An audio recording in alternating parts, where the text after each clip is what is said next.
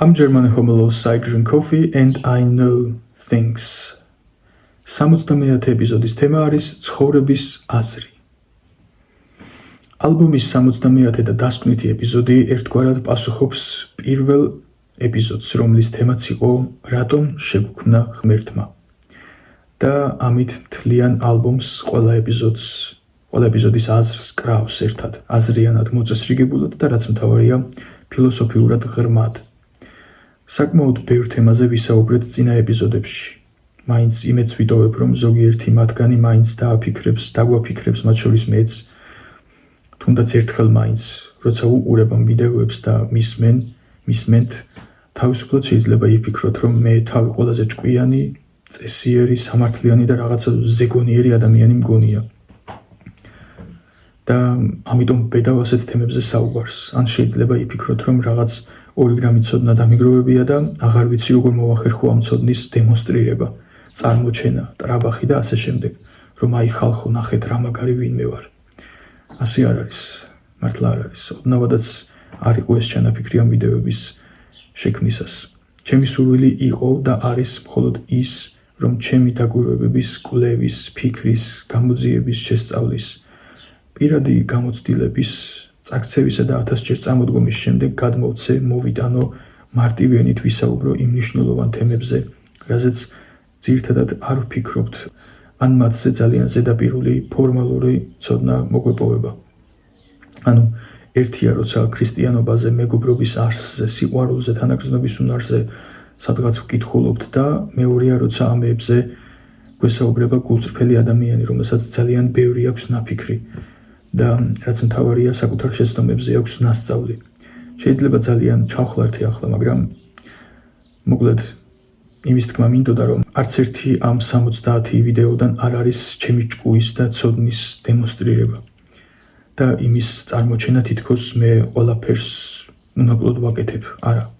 მეც დღემდე უშვებ შეცდომებს, რომლებზეც ამ ვიდეოებში ვსაუბრობ, ასე რომ ჩემი სურვილი მხოლოდ ის იყო, რომ ამ ვიდეოებში განხილულმა თემებმა დაგვაფიქროს. ესაა მთავარი, რომ დაგვაფიქროს, აზროვნება წახალისდეს, მათ შორის ჩემიც.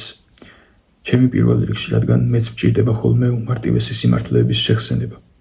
ეს ვიდეოები შეგვიძლია ჩავთვალოთ შეხსენებად. მათში ახალი არაფერია ნათქვამი.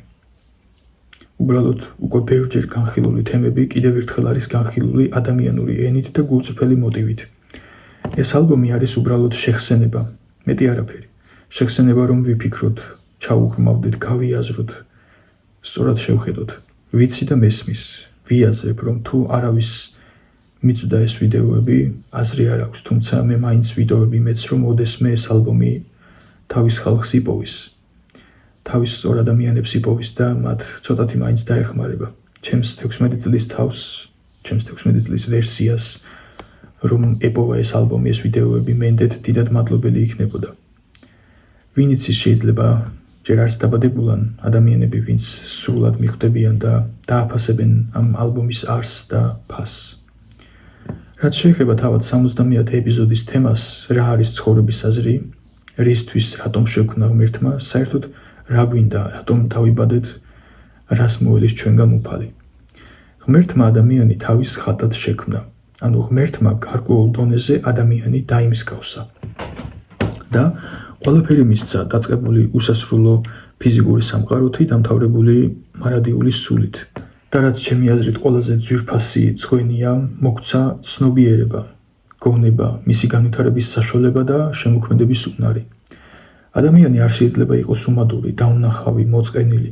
გვაქვს საოცარი პლანეტა, დედამიწა, ულამაზესი ბუნება, გასაოცარი ფრინველები, გემრიელი საკვები, გონების დახვეწისთვის საჭირო ყველანაირი ხელშეწყობა, ლამაზი ფიზიკური ფორმა, სხეული, შესაძლებლობა მშენებლობის, გამოგონების, ტექნიკის განვითარების, მეცნიერებათა სიმრავლე, ფიზიკა, ქიმია, გეომეტრია, ბიოლოგია, ასტრონომია და უამრავი კიდევ. შეიძლებოდა, რომ ისეთი პლანეტა გქონოდა, სადაც არც რკინა იქნებოდა, არც ნავთობი, არც ქვიშა მინის შესაქმნელად, არც ხის მასალა, არც სპილენძი, ალუმინი ელექტროობის განვითარებისთვის, მაგრამ გვაქვს ეს ყველაფერი. შეიძლებოდა მარტოებად გვეგრძნო თავი, მაგრამ ღმერთი სულ ჩვენს გვერდით იყო და არის. 2000 წლის წინ ადამიანი გახდა, ხორცი შეისხა, გვანახა, როგორები უნდა ვიყოთ, როგორი უნდა იყოს ადამიანი, ცოდნა დაგვიტოვა, ჩვენთვის ეწამა, ჩავიდა ჯოჯოხეთში, მესამე დღეს აღსდგა და ისე შეგვიყვარა, ისე რომ ასეთი საზარელი ბოროტების შემდეგ, რაც ღმერთის მოკლა, მაინც არ წაგშალა, არ გაგვანადგურა პირიქით, მარადიულ სიცოცხლეს გვპირდება. ჩვენ ცხოვრობთ ისეთ სამყაროში, სადაც ჩვენი შემქმნელი ღმერთი სადღაც კი არ იმალება იქ შორეულ სამყაროში და ზოგს კი არ გვაქცევს, არამედ ძალიან ახლოს არის ჩვენთან. ისე ახლოს, რომ მეტი არ შეიძლება. ეს რამხელა ბედნიერება და სიხარულია. სულ გვავიწყდება ხოლმე. და ჩვენ გვაქვს შექმნის, გამოგონების უნარი. ეს არის ცხოვრების აზრი. ეს არის ღვთის ხატობა, რომ გვიყვარდეს ისე ძლიერ და უპირობოდ, როგორც მამას უყვარვართ, მამა ღმერთს. და შეგვეძლოს შემოქმედება მის მსგავსად გალაქტიკების და ახალი არსებების ვერა, რა თქმა უნდა, მაგრამ არაფრისგან რამის შექმნა მხოლოდ უფალს შეუძლია, მაგრამ სამაგიეროდ შეგვიძლია შევქმნათ მუსიკა, ლექსები, წიგნები, ფილმები, ნახატები, ქანდაკებები, მუსიკალური ინსტრუმენტები, შენობები, ხელსაწყოები, მანქანა, ტელეფონი, ფოტოაპარატი, ტელევიზორი, მაცივარი, მატარებელი, თვითმფრინავი.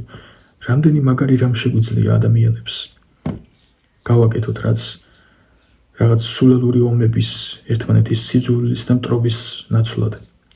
ეს არის ადამიანის არსებობის გამოგონების აზრი, რომ უყვარდეს ისე, როგორც ღმერთს უყვარს, იყოს ბედნიერი ისე, როგორც უფალი არის ბედნიერი და იყოს შემოქმედი, როგორი შემოქმედებითიც არის უფალი. შეიძლება უნაკლოებასთან ახლოსაც ვერ მივიდეს ადამიანი, მაგრამ მთავარია, რომ ამისი სურვილი გქონდეს, რომ უკეთესები და უკეთესები გავხდეთ. ადამიანი სიყვარულისთვისაა შექმნილი, სიყვარულისა და შემოქმედებისთვის. ესაა ჩვენი ცხოვრების აზრი. დიდება მამასა და ძესა და წმინდა სასულსა, აც და მარადის და უკუნითი უკუნისამდე. ამინ. უფალი გფარავდეთ ყველას.